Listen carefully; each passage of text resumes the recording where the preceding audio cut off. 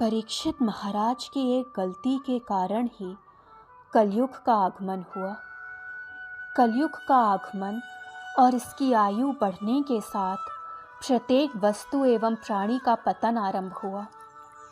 कलयुग के अंत में पतन अपनी चरम सीमा पर होगा।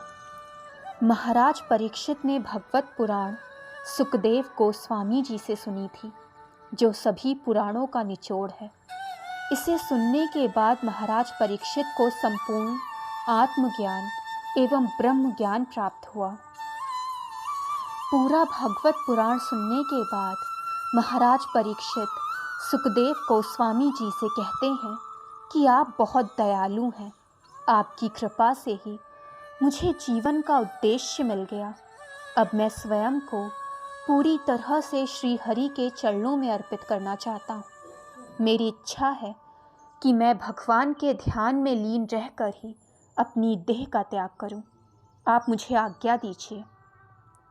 तभी महाराज परीक्षित समेत सभी साधुओं ने सुखदेव गोस्वामी की आराधना की और सुखदेव गोस्वामी वहां से प्रस्थान कर गए। महाराज परीक्षित गंगा नदी के किनारे कुश घास पर पूर्व दिशा की ओर मुख करके भगवान विष्णु के ध्यान में लीन होकर एक पेड़ की तरह एक स्थान पर स्थिर हो गए।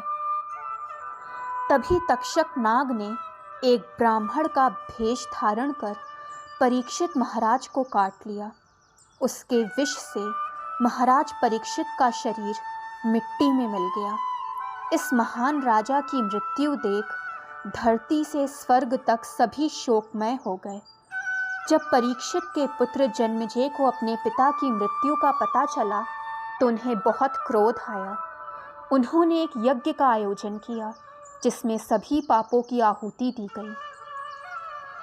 तक्षक ने देखा कि शक्तिशाली सांप भी यज्ञ में जलकर भस्म हो रहे हैं।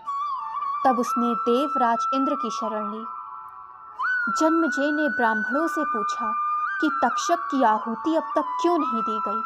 तब ब्राह्मणों ने बताया कि उसे देवराज इंद्र ने शरण दी है। जन्मेजय ने तक्षक के साथ इंद्र को भी यज्ञ में भस्म करने का आदेश दिया।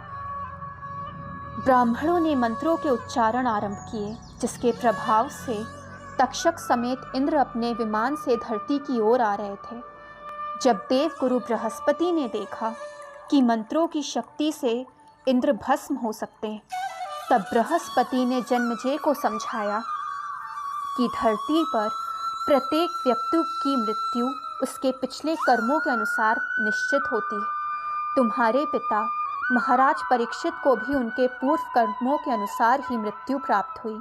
इसलिए हे राजन, इस यज्ञ में जो दूसरों को क्षति पहुंचाने की मंशा से आरंभ किया गया है, उसमें अनेक निर्दोष भस्म हो चुके हैं।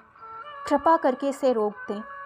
तब जन्मेजय ने यज्ञ को रोककर देवगुरु बृहस्पति की आराधना की और इस तरह राजा परीक्षित मृत्यु को प्राप्त हुए।